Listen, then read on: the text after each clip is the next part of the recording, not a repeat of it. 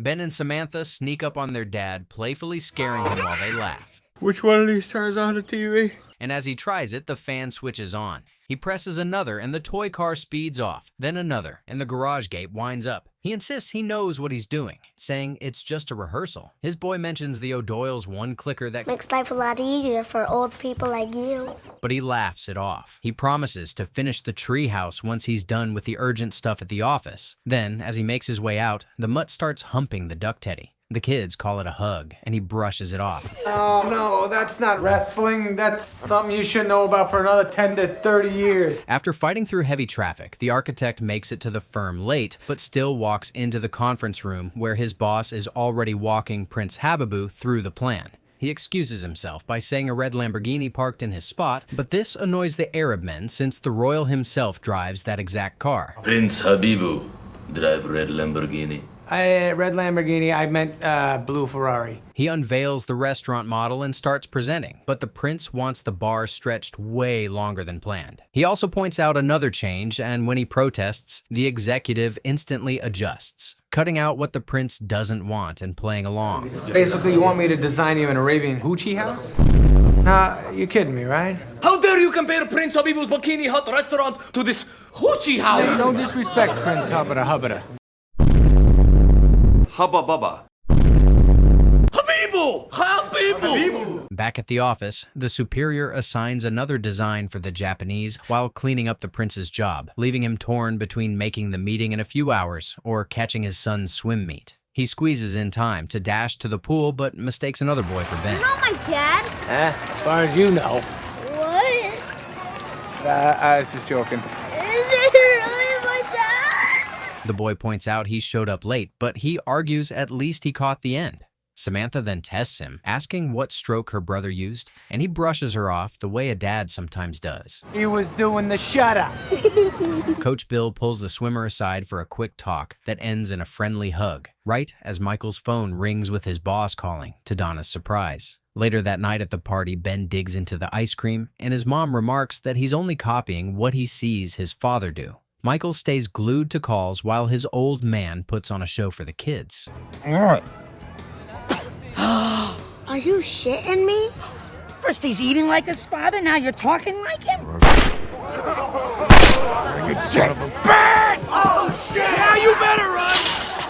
Back home, the architect breaks it to Donna that there won't be any camping this year because his boss has him on a project due in a few days. She's not having it, but he insists he has to keep grinding since that's the only way he can give them a better life. Tension rises fast, and when he tries putting on a TV show to brush up on Japanese architecture for the new job, he accidentally grabs the wrong controller, triggering a toy chopper that crashes on his head, leaving him screaming in pure frustration. He decides to drive out and finds a mall, Bed Bath & Beyond, and heads inside to pick up a universal clicker, but the guy he runs into poses as a staff member and talks nonsense. For a television. Maybe for a blanket? You got a remote for a blanket? I'm sorry, dude. I don't even work here. I'm just waiting for my friend. You're kidding me. Actually, yes. I don't have any friends. Will you be my friend? Whoa! Tired, he finds a bed and lays on it to rest for a moment. Yet, just ahead, he spots a door with the word Beyond written above it, so curiosity pushes him to walk through. Inside, he meets Morty, who welcomes him warmly and calls him a good man, which draws a smile. Michael states his mission, a universal remote, and the man agrees that he has just the thing. He leads him through another door, labeled Way Beyond, into a large hall lined with shelves. Morty pretends to search for the device that's practically staring him in the face until Michael points him in the right direction. The old man hands it over and makes it clear there's only one rule. He can't return it, but he doesn't see a problem with that because, really, who returns what was freely given? Just point. Click. Whoa, whoa, whoa, what's the catch here, man? You want me to take my shirt off for you or something? Because I don't play for that team. Get out of here. Back home, he switches the TV on and feels a rush of excitement. But Donna comes in with news that the kids don't mind missing camp. What she really wants to know is how he plans to make time for his family once he gets bigger and better at his job, when even now under his boss, he can't give them his presence. He pauses the TV to explain himself, yet Donna isn't listening. She freezes, along with the screen. Michael thinks it's just her way of protesting, so he tells her to go to bed and hits play. She unfreezes and heads off to the room, both of them oblivious to what actually happened. Later that night, the mutt won't stop barking, and in frustration, he points the remote and casually presses the volume button while yelling for it to quiet down. To his shock, the dog loses its voice. Will you just hold it in for 5 minutes and keep the freaking volume down? The discovery amazes him, so he tries raising the volume and the voice comes back. He convinces himself it must be the meds he took earlier messing with his head, so he lets it slide. When he takes the dog out to poo, it stalls and wanders, so in irritation he points the remote again. And suddenly the pet starts doing everything 10 times faster, running around, pooing, then darting back in to hump the duck teddy until he switches the command off and it collapses. Michael drops the gadget and bolts upstairs, screaming. Holy mother! Meanwhile, Janine chats with Donna in the kitchen, and when Michael steps in, Morning, Michael. You're looking very crappy today. Morning, Janine. You're looking very Slavic. and his wife smothers him with kisses. The display sparks lighthearted envy from Janine, who jokes that she wishes someone would give her that kind of attention. You're just jealous, because Don and I are going to the gym, and all the guys are going to be hitting on us. He takes a jab instead, mocking her history by reminding her of sleeping with her brothers-in-law 3 different times in 3 different marriages. The remark riles her, and she starts firing back, but he's fed up and uses the remote to mute her voice. A moment later, another feature triggers, and a random clip starts playing beside her. Eventually, he lets it go, though Janine is already done arguing, so he listens to what Donna has to say, grabs his things, and leaves. He later pays Morty a visit and starts off by creating a scene, dancing wildly around the store. Morty joins in for a few steps before stopping and pointing him to the menu button on the remote. When Michael clicks, the shop transforms into a whole new world, live scenes from his own past moments. Yet he instantly blames it on cough syrup, making him hallucinate. Morty corrects him and urges him to press another button, which whisks them back to the previous Tuesday at work with a voice running commentary over the events as they play. On that day, Alice brought him the wrong meal, and as he complains, she offers to change it, but Michael decides not to bother her, thinking she might spit in the food, so she walks off making a weird face. Well, that was exactly what Alice was planning to do. Ha ha ha! Are you kidding me? All he has to do is return to the main menu and click on one of the options right in front of him. Then suddenly, he's right in the middle of his parents making love, which makes him freak out and hurriedly press another button. This time, he's in a dark, muddy place, his mother's belly. He's being born, and everyone, including his mom, teases his tiny wiener, making him desperate to get out of there quick. Maybe that's a penis. I'm sorry, it might be a boy. Maybe that's a penis. That's a penis. That's my penis. Can I see that?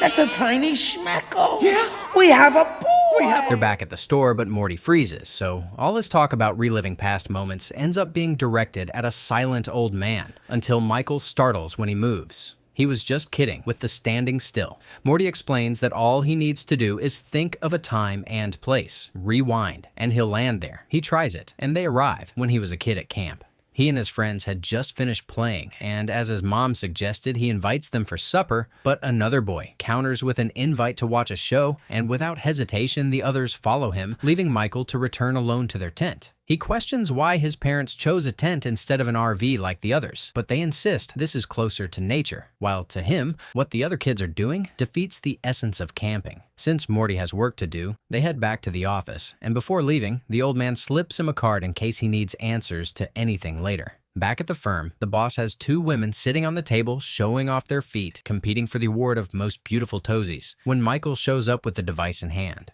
The boss mentions he's stepping out and hopes he can handle things in his absence. A call comes in from his romantic partner, who says he won't be able to make their meeting on the 4th of July. He quickly steps in to save the day, even offering Janine as a stand-in partner if needed, which makes the boss smile. When he gets home, he finds Ben playing baseball with Kevin, the O'Doyle kid who always mocks the Newmans whenever he can. Kevin teases his boy for missing the ball and dropping it, so at the next throw, the dad pauses the scene, lowers Kevin's hand, and when he clicks play, sending him off crying. Inside, Donna tells him she invited his parents for dinner, But he doesn't want that, since he's hoping for time to get some work done. Then Samantha and her friends crash the dining room spraying water at him, so he clicks, and suddenly he's alone. He clicks again, and his parents are already home, playing with the kids but frozen. Another click, and they're all at the dining table, still in freeze mode. It dawns on him that he can skip chapters, and the realization excites him. He clicks through and keeps skipping until he ends up alone in the basement, with the promise of becoming a partner if he can pull off a great project. Michael throws himself into work when his parents step in to say they're leaving and that they had a wonderful time. Remembering what he saw from the day he was born, he lets the old folks know his wiener has grown bigger, but they still find a way to tease him, saying it would have been abnormal if it got smaller, then reminding him exactly how almost invisible it was when he was a child. Donna comes in, and after Michael confirms how the dinner went from her, she asks him to help watch the kids so she can get busy for a few minutes, but he's buried in work and can't leave the basement. The woman complains, yet he slyly clicks on the device, fast-forwarding until she's gone. The gadget impresses him for helping him skip all the back and forth with his wife. Later, when they cross paths again, Donna apologizes for the repeated quarrels, and they make up. But instead of letting him go, she wants to have a good time with him. He reminds her he's got work to do, and even though he'll go through with it, he plans to make it quick. No need for foreplay since he has nothing exciting to offer, but she doesn't mind. With the remote beside him, an idea sparks, so he clicks, and in 3 minutes, he's massaged her and had... After which they lay in bed with the woman unhappy about how fast and mechanical he made love. She reminds him of his promise to pick up a gift for his dad the next day at lunch, but he has no memory of ever saying that, forcing him to play along, though all he really wants is just to get back to work, and he leaves. He calls Morty, but instead of picking up on the phone, the old man mysteriously shows up at Michael's door. They take a walk while the guy with the remote explains his situation, and Morty tells him that every time he clicks fast forward, his body shifts into autopilot. The elder takes them back to the dinner with his parents, where he watches his body answering questions that his consciousness doesn't even recall, and funnily enough, he kind of likes the idea. Morty can't keep his eyes off Donna's body, wondering how someone like Michael ended up with such a goddess. This annoys him, so he decides to prove he'd been with hotter women before settling down. He takes them back in time to show his supposed taste in ladies before Donna, but it's a complete disaster, showing women that makes Morty think they're stuck in the animal kingdom. After that, the old man leaves, and with his flu worsening, he skips forward to the moment he's fully recovered. He wakes up without the flu and feels pumped, even more thrilled when he realizes he doesn't remember working through the weekend. Donna comes out complaining about no hot water for a shower, so he clicks, makes it instantly available, and in no time he's showered, sitting at the table for breakfast with the kids, then heading out for work. On the road, a man pulls up blasting loud music and singing, which irritates him, so he mutes the guy and his antics. He fast forwards the traffic jam, and in a flash, he's parked at the lot. Being pale still bothers him, so he tones up his skin but ends up flipping through wild shades, from ghost white to green like the Hulk, then purple like Barney, before finally landing back as himself with a slight tan. Back in the office, the boss asks him for the model, which he doesn't even remember working on, but he reaches into his bag, pulls it out, and luckily it's perfect. Autopilot had him covered. The boss compliments his fresh tan, then moves on to deliver a speech, which gives him another chance to mess around, distorting the guy's size and voice purely for his own amusement. What you do in the private... En sus propios dormitorios o en algún baño. ¿Problema, Miguel? No, profesor fabuloso. Oh, ¿ahora qué estoy haciendo? Michael and his boss sit with a group of Japanese investors, and after the boss makes a careless remark that annoys them, the men excuse themselves to go have a private talk, while the boss also steps out for a moment. Left alone, he clicks the device and raises their volume, which not only lets him hear every word, but also translates it into English. Who needs a stupid river in the lobby? Let's build more rooms and maximize profits. Eat as fast as you can. Then we can get out of here and do jello shots at America's greatest cultural achievement. He catches them voicing their displeasure over the design and proposal, so when they return, and his boss as well, he rips apart the model in front of everyone, to the boss's shock, and pitches a fresh idea using everything he just overheard. The investors love it, the boss is impressed, and Michael feels on top of the world. He heads home carrying gifts for Donna and the kids to celebrate being made partner, but the mood shifts when his wife brings up their song, leaving him blank. To please her, he pauses her and rewinds back to their first kiss, learns the tune, then clicks play in the present and sings it to her, which melts her heart. Back at the firm, the boss calls him into his office to start plans for a new Japanese model so he can become a partner. Michael freezes. He thought that was already settled, but the man clarifies the wording he used. And even though he explains he's told his wife, spent money on gifts, and knows it'll take months to finish, the boss insists he get to work immediately. Furious, he pauses the man and smacks him 3 times across the face. Then, leaving his superior with a pounding headache. He pauses him again. Oh, no. You got more.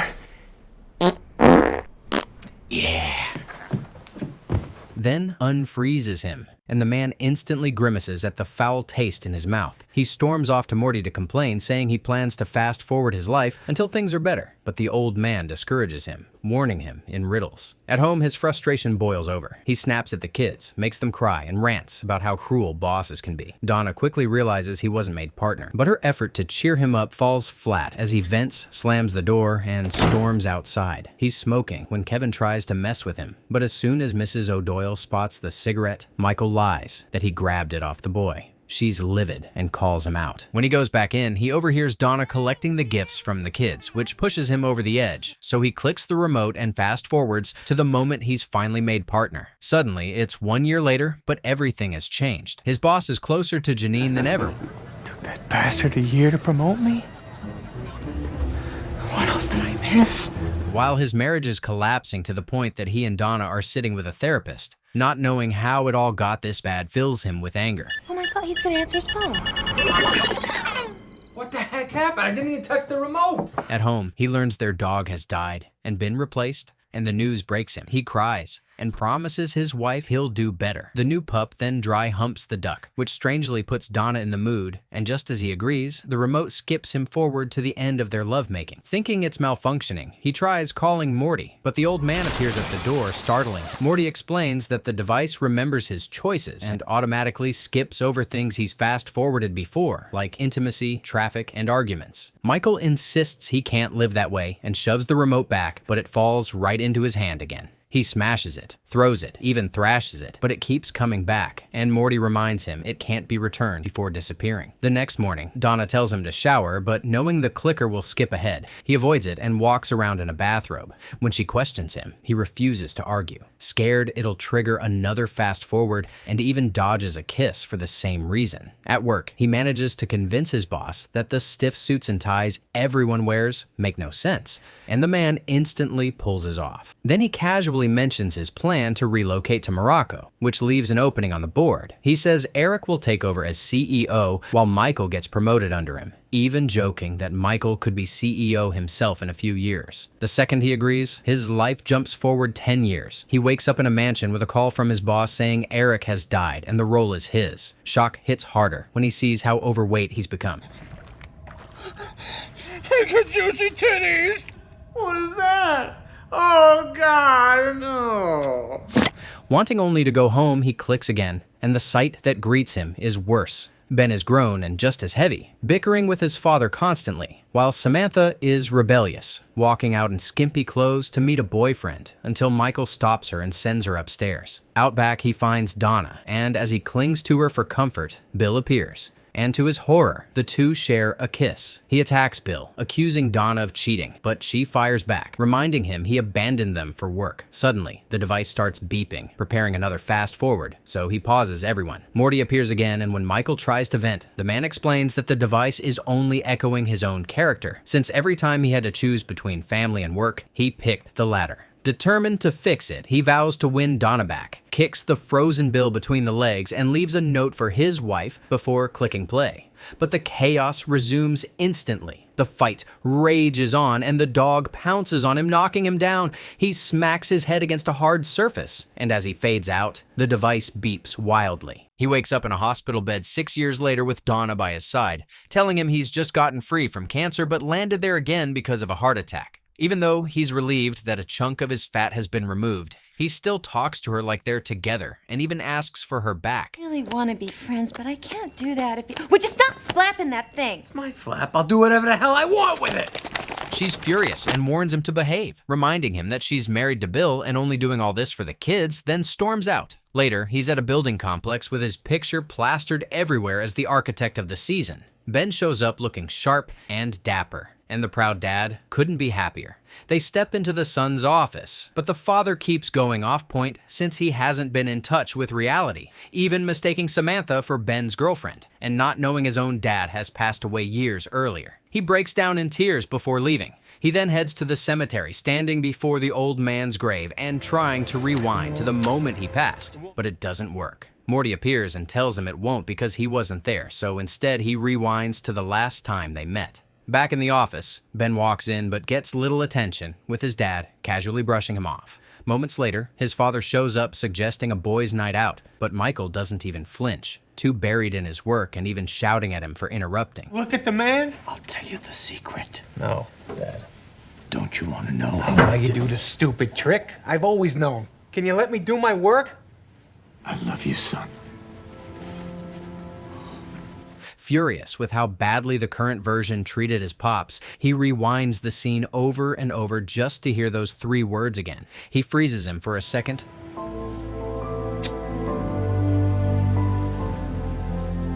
then lets the moment play out before leaving.